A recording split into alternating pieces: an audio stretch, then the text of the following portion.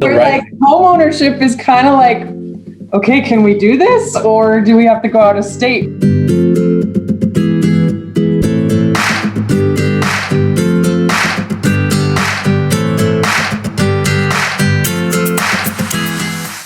So Jessica, let's talk about a little bit your experience, your husband, shopping for a home, and what made you kind of decide this was the right time for you to buy your first home. Yeah, sure. So, we always knew that it was something we wanted to do. We were, both very clear that that owning a home was a goal of ours, but we weren't entirely sure how or when.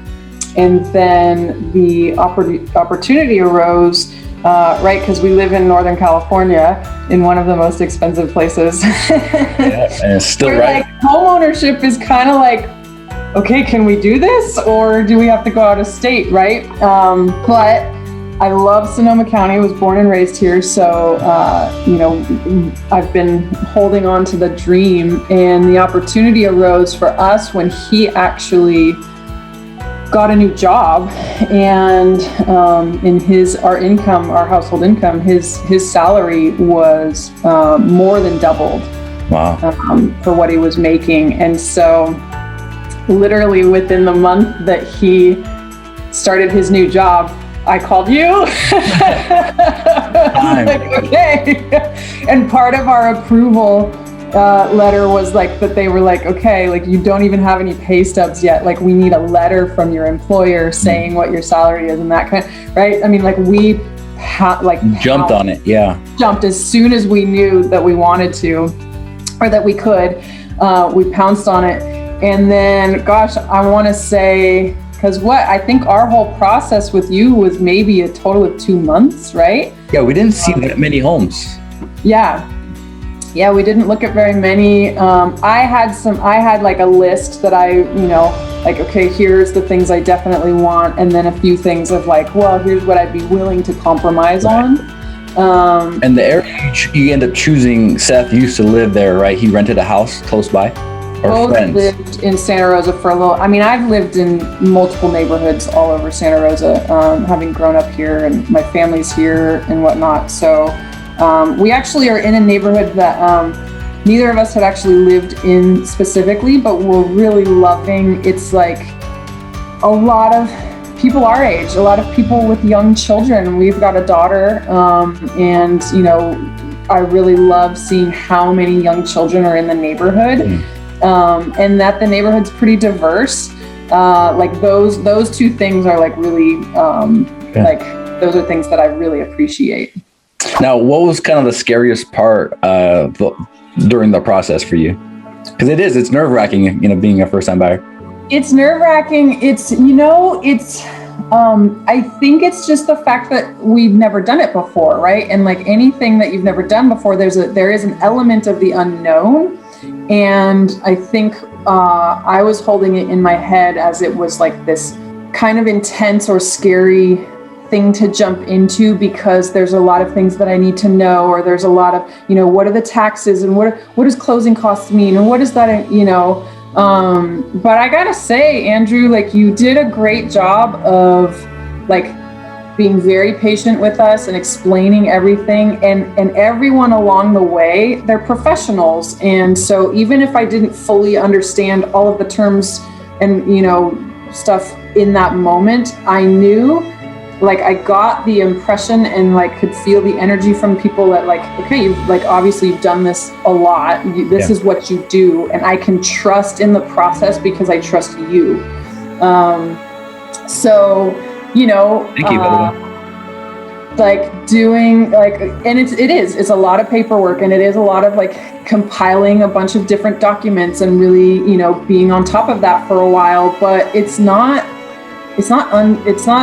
doable, like it's a process you go through, but it's like I said, like there's plenty of people to help along the way that actually made it way easier than I thought it was going to be, which was great. And and there is a little bit of a learning curve with like setting up accounts and having annual taxes and this, like your property tax and those kind of, there's things to learn and know.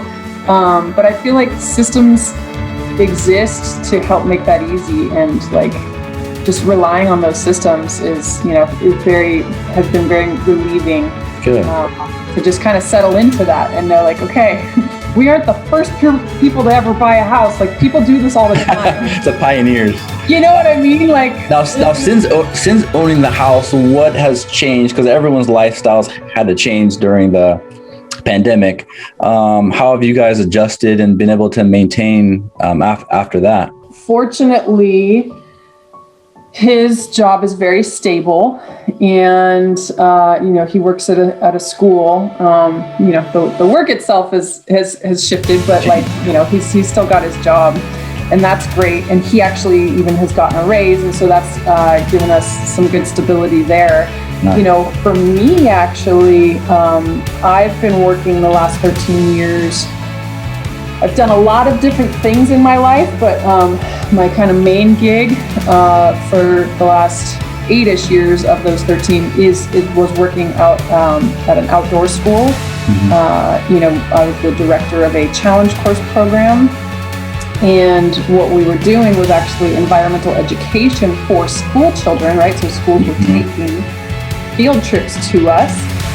Well, when COVID hit, that wasn't happening anymore. In fact, we still have not had any program because schools aren't in session to take field trips, right? Right. And so for me professionally, that put a pause to things. Like, I was furloughed from my job last summer. And so, that I was fortunate enough to get on unemployment. Very thankful that benefit exists when it's needed. And so we've been able to maintain, but, we're coming up on almost a year that I haven't. In 2 weeks, it's going to be a year. Yeah. I know. And so that's been wild. So I've actually taken the opportunity to look into, what's next for me, and I was kind of feeling ready to move on professionally anyway. I kind of, I like to try out different things and have a very diverse resume. Some people refer to people like myself as a multi-potentialite, because you like to dive into certain things, and maybe you stick with them or maybe you don't, but a lot of the experience, a lot of passion. Yeah. Yep. Is pretty diverse. So I actually took the opportunity to kind of just start researching. I knew that I wanted to figure out, right? Because this day and age, like, people are making a lot of money on the internet. Mm-hmm. And even kids producing like residual income streams, right? So I was like, okay, hold up. Like, what is everybody else doing? Because I want to figure this out. So I actually started researching e-commerce, drop shipping, starting a YouTube channel, starting a podcast, network marketing, like all of these things, right? And I was like, okay, how do I scale? How do I monetize? And I started analyzing all of these different options, and knowing that, okay, well, what can I get into that doesn't cost very much money? Or like, what can I scale the quickest? Or, what has the quickest return on investment, right? And for a long time, I was really adamant about, I'm going to start a YouTube channel. And I still probably will, but I had this sense of urgency within me that, like, I wanted to figure out the thing that essentially could give me a really quick ROI, mm-hmm. right? And so, and YouTube, in order to monetize, you have to have 1,000 subscribers and 4,000 watch hours, and then you're eligible for ad revenue. And it starts pretty low, right? And like 4,000 watch hours, that's a lot of video to try to create and then hope that people are watching it and it goes viral, which maybe whatever. So, and then you're also like getting the camera equipment or whatever, and then doing the editing. Like, there's a lot that goes into it, although it can be fun.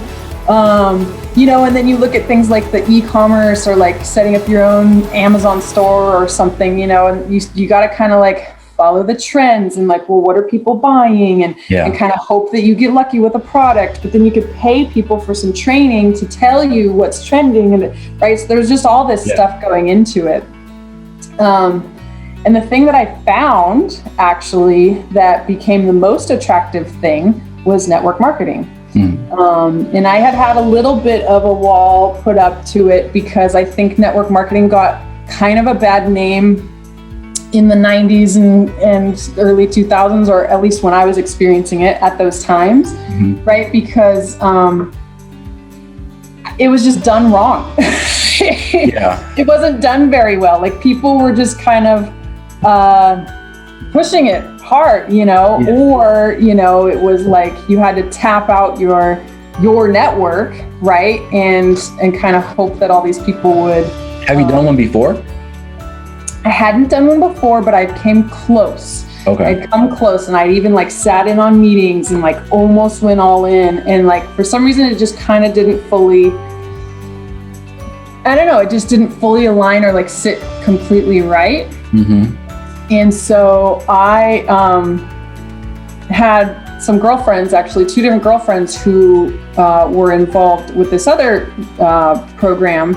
And one of the biggest differences that I found with this this organization that I'm involved in is that they actually they have a whole supplement line. And I know a lot of them do, but like there's product, right? So at its basic, it's actually just direct sales. It's direct sales and affiliate marketing. Like it's that simple. You could literally just like sell product and make a commission. Like that's it, right? But then you could also do the multi-level build your team thing. You could do either and be successful, right? So that's what attracted to me to this specifically, because they had product. And I'm, one of the things I did in my life, I actually graduated from nutrition school here in Sonoma County from Bowman College years ago. And then I also used to work selling supplements. So I've kind of been in the supplement world and realm. And I've, even though I got out of it, I still like to maintain knowledge in that realm. And I consider myself a little bit of a supplement nerd. And so when I started, so that's what I did. I started with I was like, okay, let me just try the product. Like, I don't care about the business yet. I'm interested potentially, but like, because I can't sell something if I don't believe in it. Right. And so just the quickest little bit of like my health story, because I did have some health stuff going on at the time. I had a lot of inflammation in my body, and that was actually, it was a lot in my neck and shoulders here. And what like the biggest symptom that I was experiencing was actually migraines. I had very gnarly migraines. At the peak, I was having migraines like every 2 to 3 days. At the most painful, I actually went to the ER because we just did not know what was going on, and then a bunch of other stuff with just not getting good sleep. And, when you're in pain and in this weird pain cycle, it's so distracting. Like I had no bandwidth for anything else, right? I have a toddler, and like, I did not even have the energy to play with her, which was really heartbreaking. So I had tried several things, and with my nutrition background, I knew it was something nutritional, and so I kept trying to do some, my own stuff, my own regimen, and things would sort of work, but then not fully work. And it wasn't until I tried this superfood program that I actually finally had success with a lot of these symptoms. And I am 4 months into this program. Like I started off with a 30-day like health reset kit, jumped into it, and I've actually been taking the products every day since then. And I'm 4 months after the fact, like I haven't had a migraine at all, which is huge. Like I was at least getting once a month. And I haven't had that. And Andrew, like it has opened up so much bandwidth for me to like play with my daughter again and like get my life back and like have energy. And then some beneficial bonus stuff too. Like I lost a little weight. I was getting better sleep. My skin started looking better. Like all of these things. I wasn't experiencing as much inflammation from workouts. How long did it take to kick in? Like the initial Yeah. So, for me, what we have people start off with is the 30-day lifestyle transformation. And that's essentially 60 meals worth of product. And there's a couple different ways that you can do it. There's something called the simplified schedule, which is essentially you're just replacing 2 meals a day for 30 days. Okay. And you can still eat food. It's not like a restrictive thing. Ideally, to support it, you're eating clean, real food. Right. I did a different schedule, which was called the accelerated schedule. And because I was like, I don't want these migraines anymore. Right. Like so emergency. the 30 days into 10 days, 10 days, 10 days. First 10 days, you're just doing like one meal a day with these core 4 products. The second set of 10 days, you're actually replacing all 3 meals and having just the products, but then also some like snacks and stuff, some flex foods as they call them. And then the last 10 days, you're doing the two meals a day replacement. And so, for me, I mean, within a week, I was getting better sleep. I had like energy through the roof. I haven't been a caffeine drinker for probably 5 years or so, Nice. which is, good on one part, but then I also had like low level energy. Like I never felt like I had like the motivational, like get stuff done energy. It was always right. And then a week into taking these products, I was bouncing off the walls. Wow. It was like, I've got so much energy. Oh my gosh. But you didn't have the whole crash afterwards? No crash, because it wasn't caffeine. It's not that, it's all just real food based. Mm-hmm. And so like that happened. And then I started losing some inches around my body. And then 2 weeks into it, I noticed, so I went and hiked St. Helena, and I hadn't been very active for a while. And my husband and I hiked, that's a 10-mile hike. Wow. I didn't get sore at all. That's not true. I got a little bit sore the second day, like the tops of my calves were a little bit sore, but like that was one of the first like really mind-blowing things for me. I was like, whoa, like what do you mean I just hiked 10 miles and I'm not experiencing the normal inflammation and soreness, right? All the inflammation that had been in my neck and shoulders started going away. And I wasn't having those migraines anymore. And there was other stuff too. As a lady, every month, I was experiencing like some menstrual cramps. Those all went away, which was huge.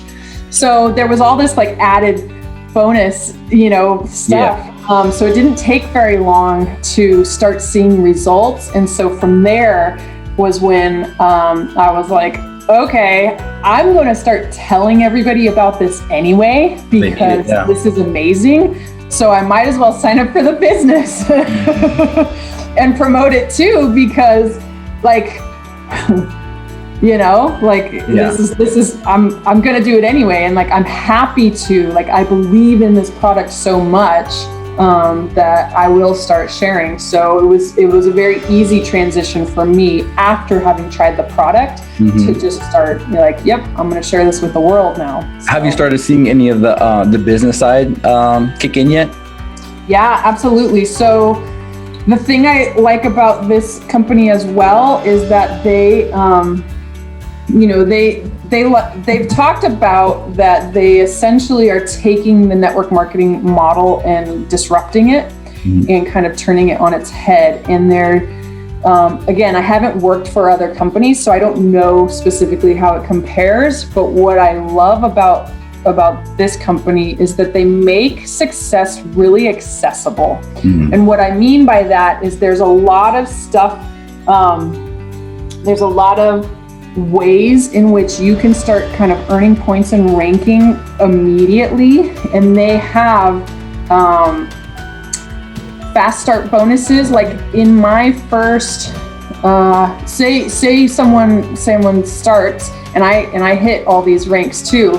Like you could make, in addition to your commission, there's also fast start bonuses. And so there's like $2,500 in bonuses that you can make in the first few months, in addition to right? And so, my first month I made $1,000. My second month I made $2,000, and it was just like. So you're planning to make this your like full-time job? I am now. I was kind of just like, wasn't really diving all the way. I was maybe doing like 10 to 15 hours a week, right? Like, okay, I can do this. Like, let me see. And then I just, honestly, it was just fun. Like It became almost a game for me to like, and not game in the sense of like playing people, but just like, ooh, you're going to give me a bonus that I can go after. I want to go after that, right? Yeah. And it plays right into one of the things that I do naturally and love doing, which is just talking to people. Right. I love connecting and talking to people about their goals and what they're doing. And I have a network that wants to support me in my efforts too. And I mean, at the bottom line, like these products are so good. And I say that with the history of having gone to nutrition school, and then also I used to sell supplements, and I know the quality of supplements that exist on the market, and I've never seen anything like this. Wow. And so, yeah, like I started seeing some success and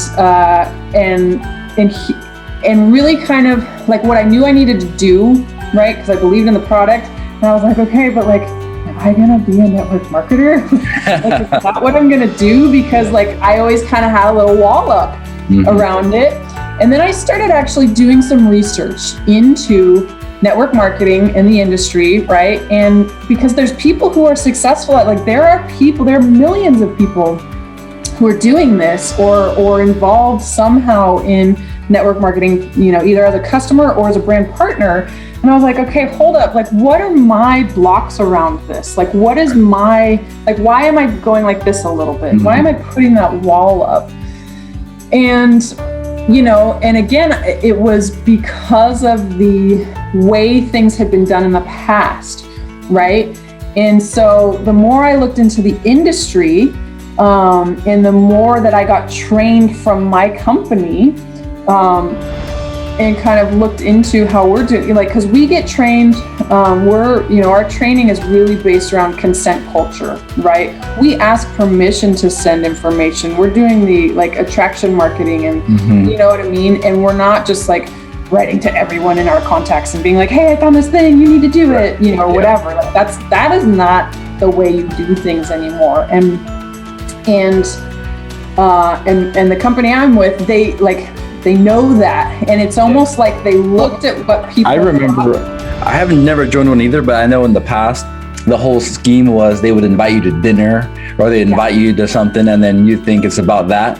And then as soon as you show up, it becomes like this presentation. So I think oh my gosh, yeah, I know. And like, I just was talking to a friend and they said that like, that was the same experience that they had, right? Fortunately, I never, like, that wasn't how I ever was exposed to stuff, but I have so many friends that same, like, it's the bait and switch model, right? And that's just so, like, that's icky. That is so icky and so unfortunate. And that's so, right. That's what I'm saying is like, that's how it used to be done. And that's not what we're trying to do, or at least that's not how we do things in this company.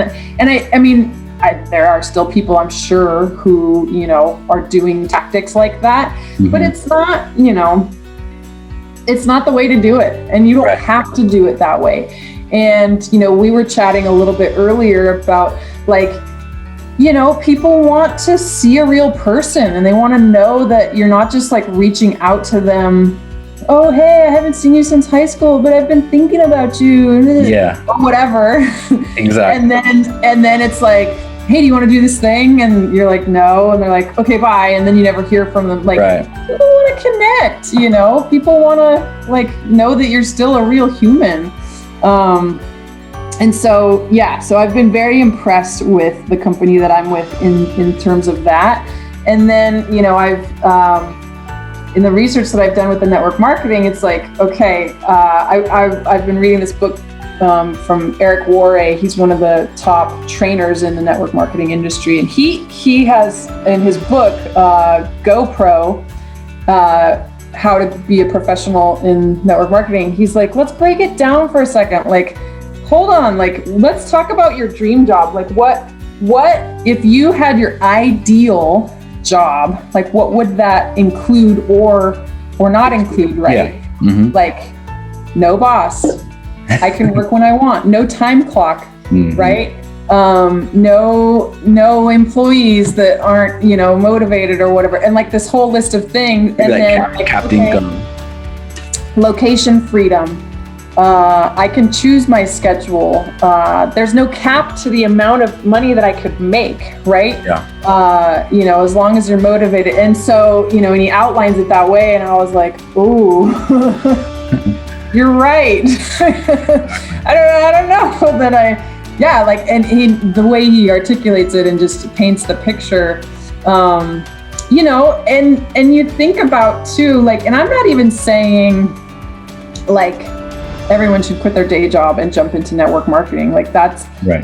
It's not for everyone. It's not for everyone. And it's not, and it doesn't have to be like the main gig that everybody does. But what I'm realizing for myself is that it definitely, like the skill sets that I have in terms of talking to people, training people, being very passionate about health, really collaborating with people that want to be there and working together. Cause like we have, our team is just everyone is so supported. I mean, you've got great products, but then you also are tapping into this community that's one of the most empowering and supportive communities that I've ever been a part of. And I've been a part of really empowering and supportive communities. And so you've got those two things going on, and but so there's like that portion, and then there's also like the cost of living, or people are doing residual stuff online or whatever, like what I ask and what I want people to know is just like, even if it's not network marketing or whatever, but like, are you open to a second stream of income? Mm-hmm. Because that's kind of the way of the future at this point. And like, do your research. And if you have your own wall up against network marketing, like just ask yourself why. And would you be willing to do some research to look into your own blocks around it? Because the game is changing. Like the industry is changing. And totally, like it's not the way it used to be. It's almost like you're getting involved in a franchise, because I feel like on social media right now, there's so much talk about side hustles and all these things. Yep. Which I'm a big believer in, because I have multiple streams of income. But, I think for someone to go out there and start their own business would be much harder than tapping into an existing company that allows you to just hook right into what their products are, Yes, absolutely. They've already developed the products. They've already, they've got the marketing materials. They've got all of the training and support. They've got, if you compare like being like a full-fledged entrepreneur on your own, mm-hmm. versus, I like that analogy of the franchise, right? But it takes that a little bit further too, because I feel like with franchises, you still have to like have the same color scheme and letterhead, and you're still like within the creative, you can't change a lot of things. Right, you can't change. But like with network marketing, you can do it however you want that feels authentic to you, mm-hmm. in a way that feels comfortable and then can align with your own personal brand, whatever that is. There's some people that are like, I'm a yoga instructor already, and now I've got this, whatever. Or there's some people that are like, hey, I'm just sharing because I'm your friend, and you know what I mean? So you can, you have a little more creative direction over how you present it. Mm-hmm. There's obviously still, let's, stay in alignment with the parent company, but you can kind of do it however you want to fit with your brand, for sure. Cool. Yeah. Now, how do you mainly reach out to your customers? Or I kind of found you, the reason I invited you to do this was on social media. So I saw you doing videos, and that's kind of what caught my attention. Is that what you're finding you're getting people to get a hold of you from? Yeah. So the thing that, kind of shifted for this company, obviously I got involved after COVID, but you know, people were doing a lot more in-person stuff, but then once we all were not allowed to hang out, like most of it is done through social media.